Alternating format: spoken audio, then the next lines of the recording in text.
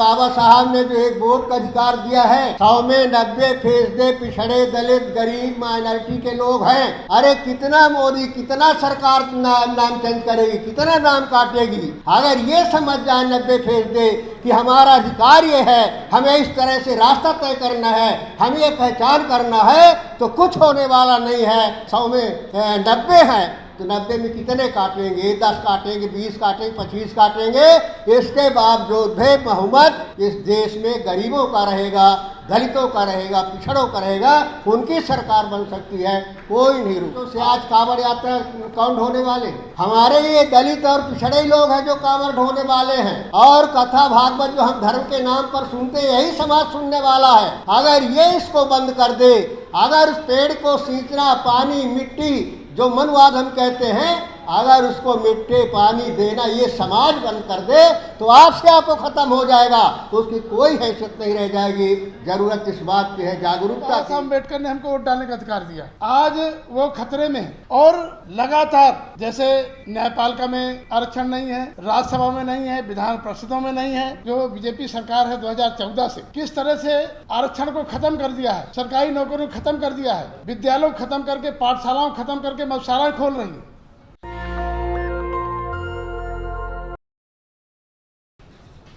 जिस तरह से बिहार में SIR हो रहा,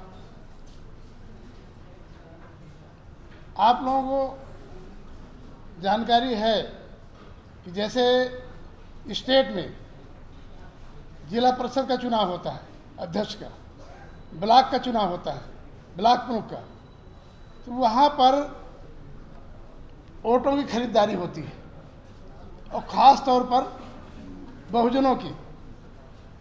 और उनको ये रहता है कि ये पैसा भी ले रहा है, वोट भी नहीं देगा, तो उनके राइटर बना दिए जाते हैं, उसके हाथ में प्लास्टर चढ़ा दिया जाता है कि ये वोट नहीं डाल सकता है, तो उनके बदले दूसरा आदमी वोट डालता है। तो हमें जो लग रहा है, जो बाबा साहब अम्बेडकर ने हमको वोट डालने का अधिकार दिया, आज वो खतरे में है। और लगातार जैसे न्यायपालिका में आरक्षण नहीं है, राज्यसभा में नहीं है, विधान परिषदों में नहीं है,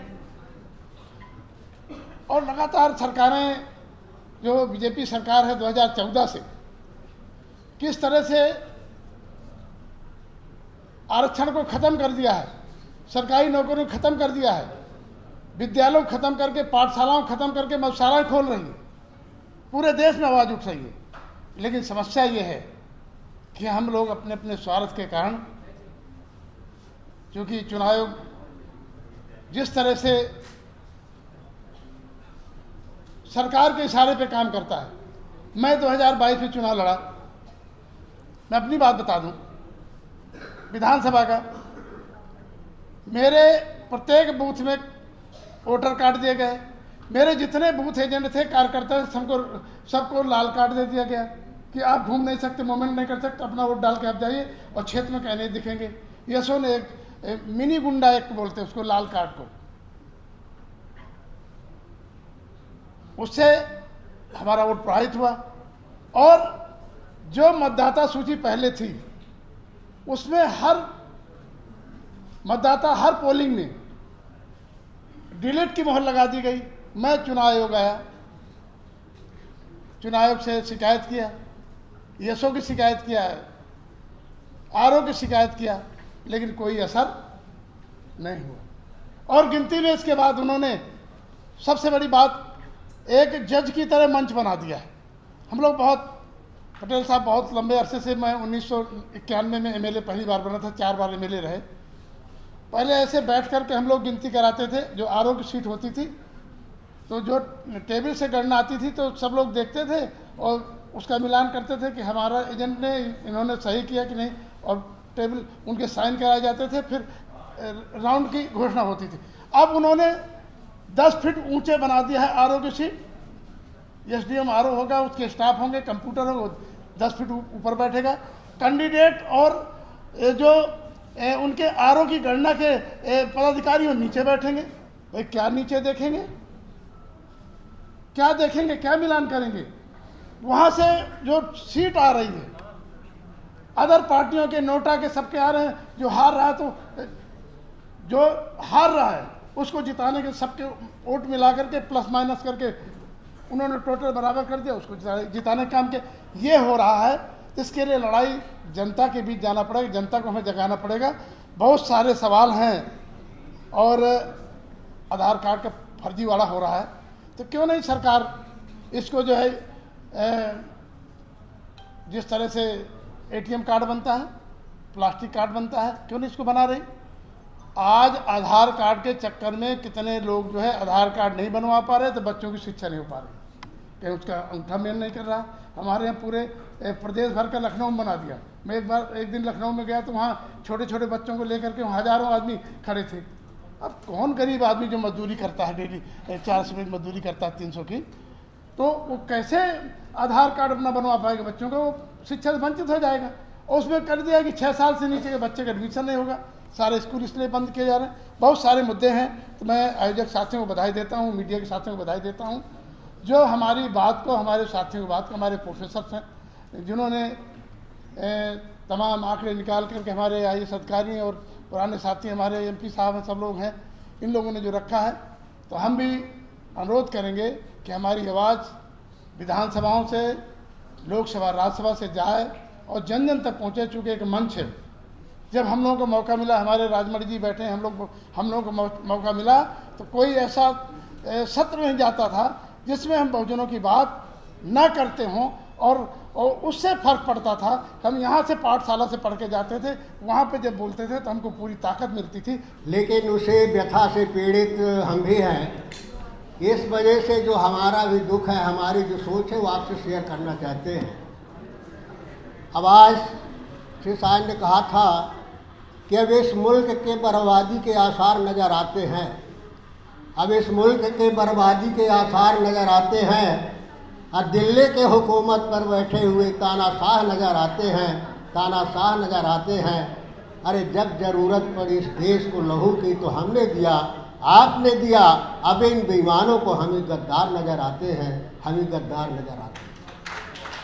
आज हमें सोचना होगा गंभीरता से, और सोचना ये होगा कि 1-2 मिनट का कक्षा है, उसके माध्यम से आप पूरा समझ जाए कि लड़ाई किस तरह से है।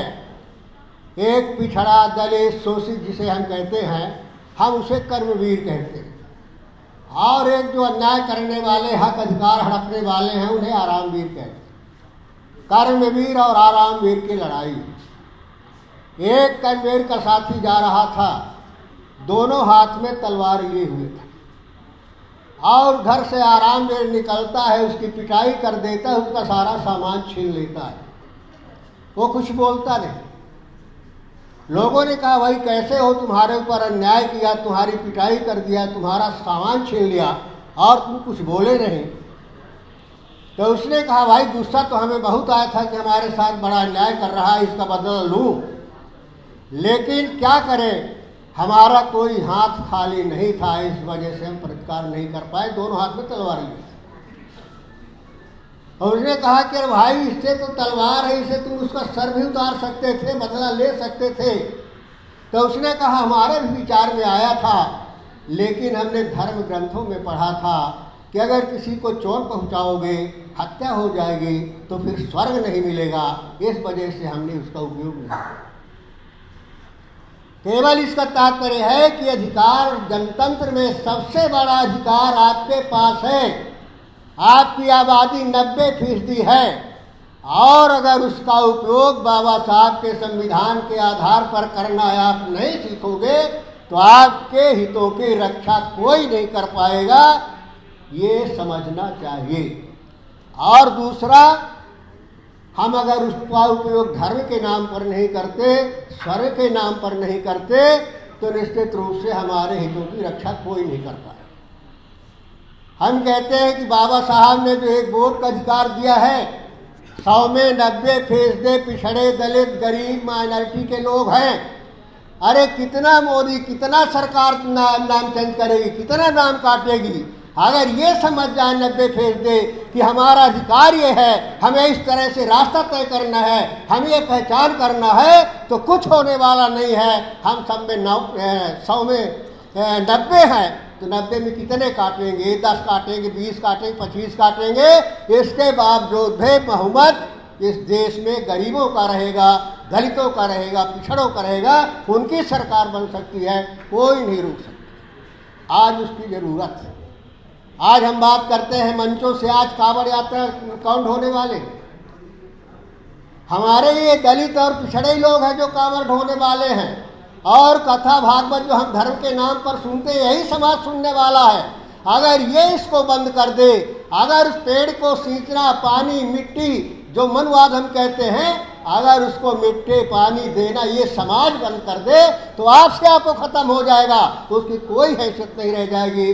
ज़रूरत इस बात की है, जागरूकता की ज़रूरत इस बात की है, समझने की, जो हमें करने की ज़रूरत है। मैं ये निवेदन करना चाहता हूँ कि हमारा सबका फर्ज है कि हम इस समाज को जगाने के लिए अधिक से अधिक प्रयास करें। और जो आयोजन यहाँ हुआ है निश्चित रूप से प्रशंसनीय है, लेकिन इसका विस्तार करने की ज़रूरत है, गांव तक ले जाने की ज़रूरत है। और गांव के बीच में हमारा काम होगा तो निश्चित रूप से ज़्यादा सार्थकता आएगी, समझदारी आएगी, जागरूकता आएगी, और इस लड़ाई को हम लड़ सकेंगे। नेशनल दस्तक की आपसे गुजारिश है कि अगर इसको बचाना चाहते हैं तो नेशनल दस्तक को सब्सक्राइब करने के लिए रेड कलर के सब्सक्राइब बटन को दबाएं, फिर बेल आइकन की घंटी दबाएं। नेशनल दस्तक को बचाने के लिए बहुत ज़रूरी है कि हर खबर को शेयर करें, लाइक करें, कमेंट जरूर करें।